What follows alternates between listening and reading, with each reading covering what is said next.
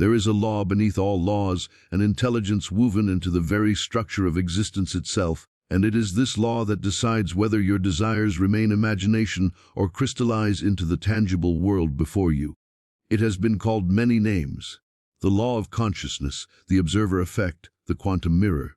But whatever name you give it, its essence remains the same. Reality obeys the frequency of your awareness. You are not separate from the universe you see, you are entangled with it.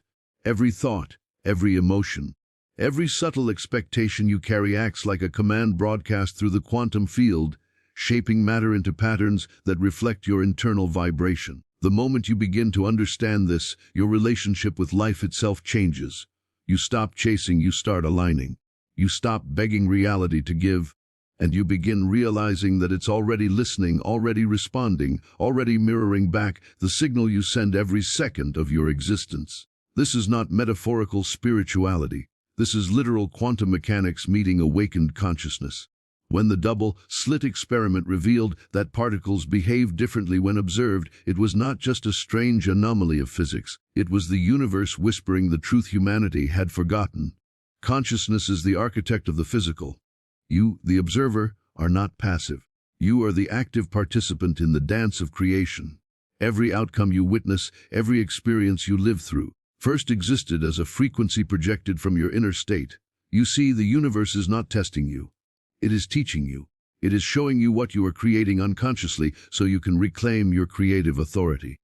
Every delay, every obstacle, every pattern that repeats in your life is not punishment, it's feedback. Reality is simply saying, this is your vibration made visible. The quantum law is simple: energy follows awareness, and awareness shapes energy. Wherever you place your conscious attention, the wave collapses into a particle, potential becomes actual, and the invisible becomes visible. The secret, therefore, is not to struggle with external conditions, but to master your inner signal. The frequency you broadcast through thought and emotion is the blueprint of your world. When your mind is divided, one part believing, another part doubting, you emit conflicting instructions into the field. The universe cannot deliver clarity to a consciousness that is confused. But when belief, emotion, and expectation merge into one coherent vibration, the field has no choice but to conform to your command. That is the hidden power of coherence, the state of mind and heart alignment that ancient mystics called faith and modern physicists describe as wave synchronization. In that state, you stop vibrating in reaction to circumstances and begin vibrating in creation of them. Most people live backwards. They wait for proof before they believe. But the quantum law operates in reverse. You must believe before you see, because your belief is the cause and your seeing is the effect. The outer world is not independent. It's dependent on the vibration of the observer. When you understand this, you realize that trying to fix your external situation without shifting your inner state is like trying to change the reflection in a mirror without changing your own expression. The mirror will always obey you, but never before you command it through your inner stance. That is why, when you feel powerless, when you say, life is unfair, or nothing works out for me, you are not describing reality. You are instructing it. You are speaking commands to the quantum field, and the field will echo your decree with mathematical precision. The universe never argues, it only reflects. That is its mercy and its mystery. Every thought you repeat, every image you emotionally charge, every assumption you hold, those are your creative codes. The quantum law is constantly decoding them, constructing physical experiences to match their essence. When you say, I am unlucky, you're not reporting a fact, you're writing a future. When you say, things always work out for me, you're programming the quantum fabric to align events in your favor. The quantum field is obedient, but not moral. It does not judge whether your commands are good or bad, right or wrong. It only matches vibration with vibration. That is why mastery begins with awareness. To master the quantum law is to master yourself. To master yourself is to become aware of the frequency you are emitting moment to moment. You must ask yourself, what am I vibrating right now? Not, what am I thinking? Because vibration is the combination of thought and emotion, the union of logic and energy. You can affirm abundance 1,000 times, but if underneath you still feel fear, lack, or doubt, the field will respond to the vibration of lack, not the words of abundance. The universe does not speak English, Urdu, or Spanish. It speaks frequency. Your emotions are the language of creation. That is why gratitude is so powerful. It generates the signal of already having received. Gratitude doesn't wait for manifestation, it causes manifestation. When you cultivate genuine gratitude for what you have, and even for what you desire before it arrives, you are broadcasting a frequency of completion. The field hears it and arranges circumstances to match. This is how reality begins to obey you, not because you force it, but because you align with it. You become the signal it must reflect. Now understand this, reality does not respond to your surface wishes but to your dominant vibration.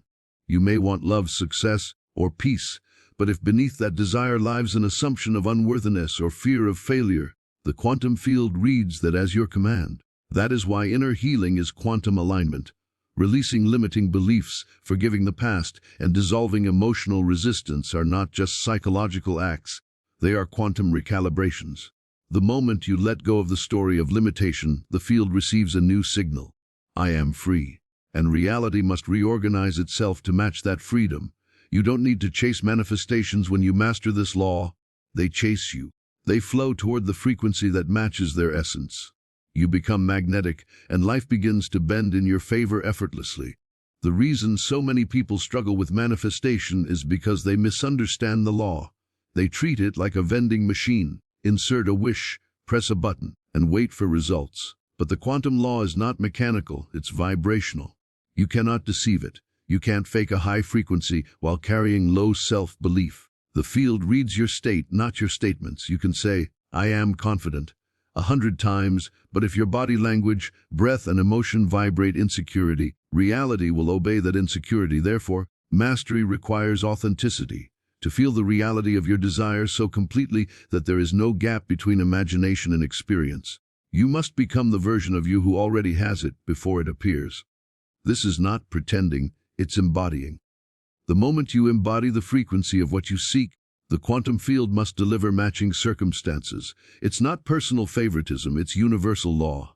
Just as gravity doesn't care who you are, the quantum law doesn't care what you believe, it only responds to the vibration you sustain. The question then becomes, how do you sustain a vibration long enough for reality to obey? The answer lies in focus. Where attention goes, energy flows. You cannot serve two masters, the frequency of fear and the frequency of faith. Every time you doubt, you collapse the wave of possibility back into randomness. Every time you believe with conviction, you stabilize the pattern into form.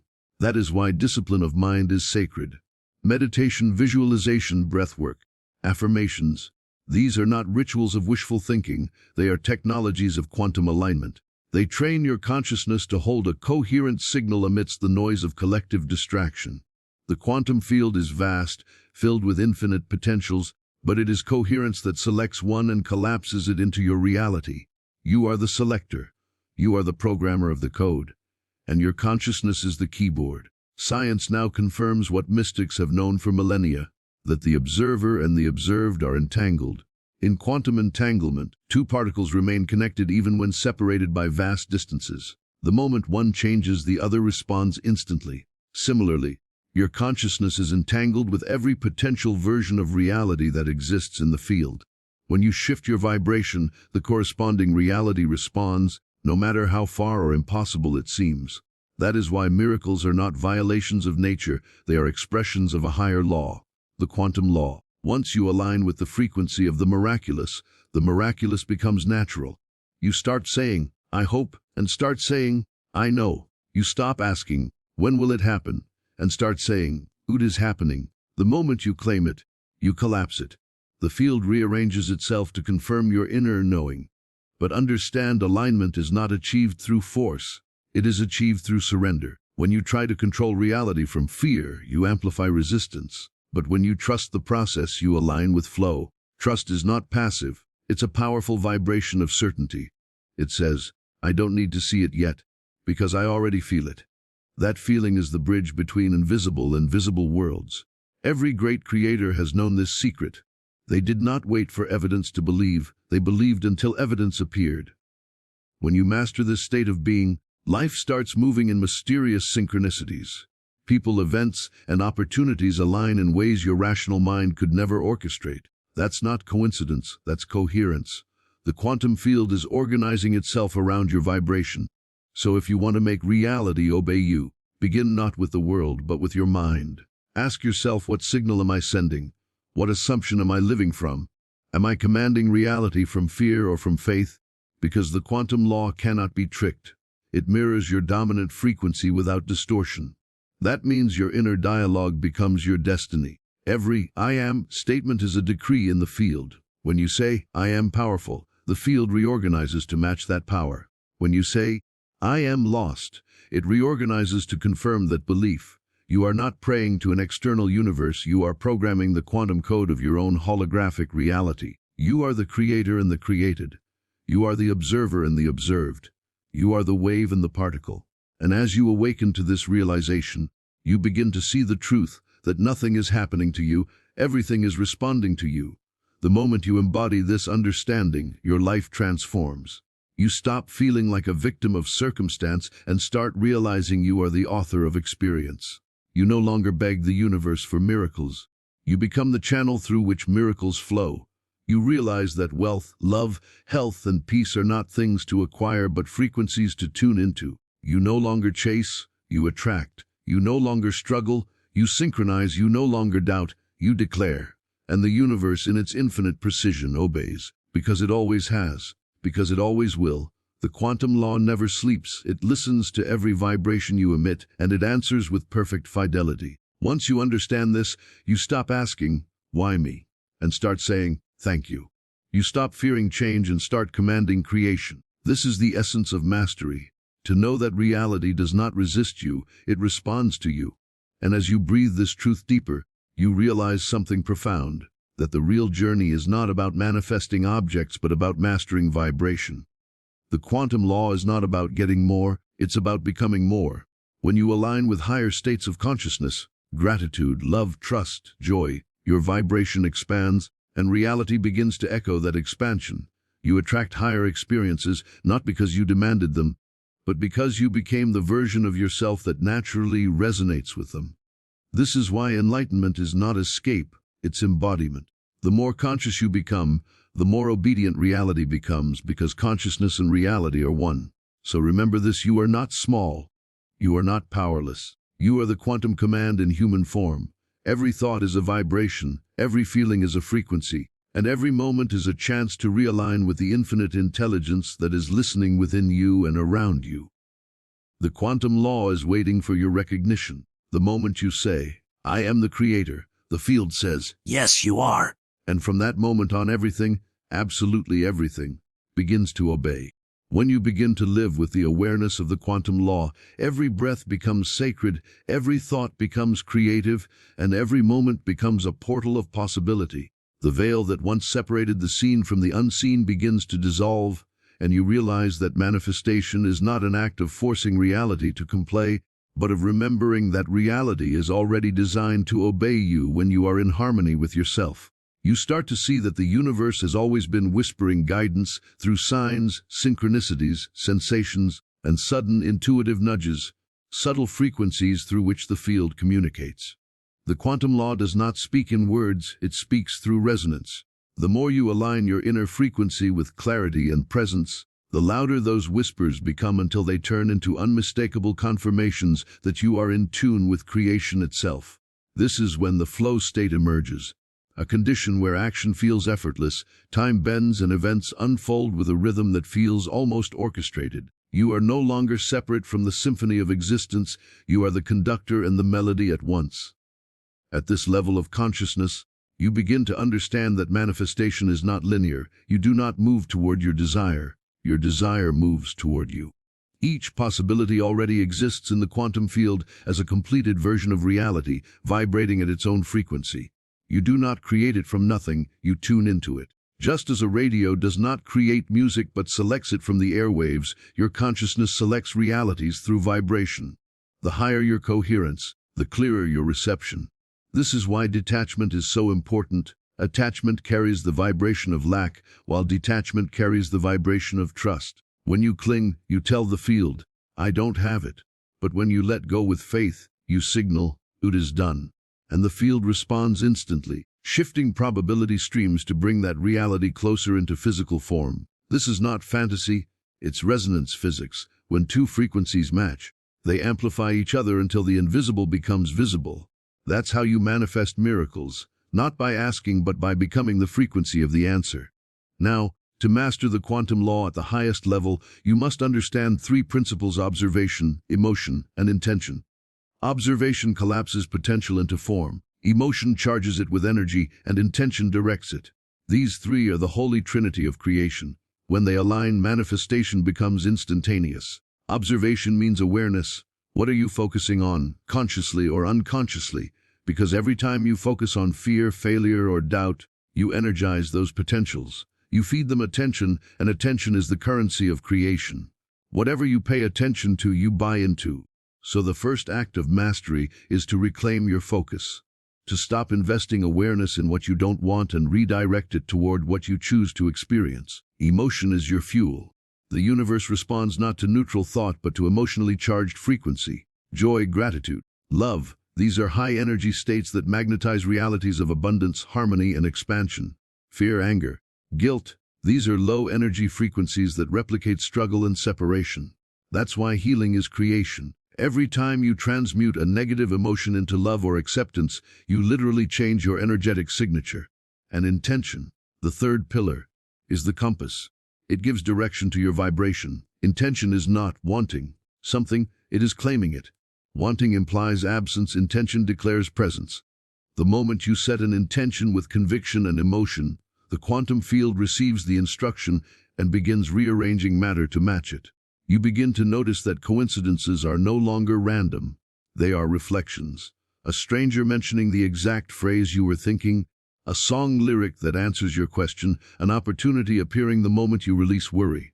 These are the fingerprints of alignment. When this happens, you know you are broadcasting coherently. The quantum law loves coherence, it amplifies it. But when your energy is scattered, one moment believing, the next doubting, one day feeling abundant, the next feeling broke, you send mixed frequencies into the field. The result is mixed experiences. The universe isn't punishing inconsistency, it's mirroring it. That's why consistency of vibration is more important than intensity of effort. You don't have to force the door open when your vibration already matches what's behind it. It opens automatically. Effort is for those who have forgotten their alignment, flow is for those who remember. So how do you live in continuous alignment? Through embodied awareness. You cannot master the quantum law from your mind alone, you must feel it in your body. The body is the antenna of consciousness. When you tense with fear or stress, you distort your frequency. When you relax in trust, you become a clear transmitter. That is why meditation, breathwork, and mindfulness are not luxuries but necessities.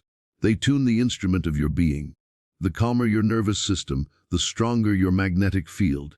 Science calls it heart coherence. When your heart and brain rhythms synchronize, your electromagnetic field expands, and that expanded field interacts with the quantum field more powerfully.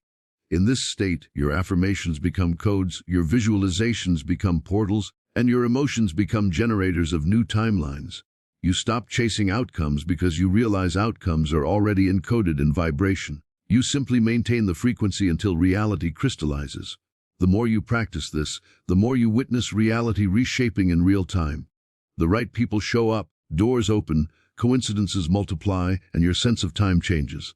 You realize time itself is a constructive vibration, that when you elevate your frequency, you accelerate manifestation because you're operating in higher energetic bandwidths where potential collapses faster. That's why some people seem to live lifetimes of progress in a single year. Their vibration compresses timelines. They have learned to command reality by commanding vibration. This is the mastery that ancient alchemists hinted at when they said, "As within, so without." They weren't speaking metaphorically. They were describing the quantum law. But here lies the paradox: to command reality, you must surrender control. True power is not domination, it's alignment. You don't force waves, you surf them. The quantum law works through harmony, not resistance. The moment you stop fighting what is, you release immense creative energy.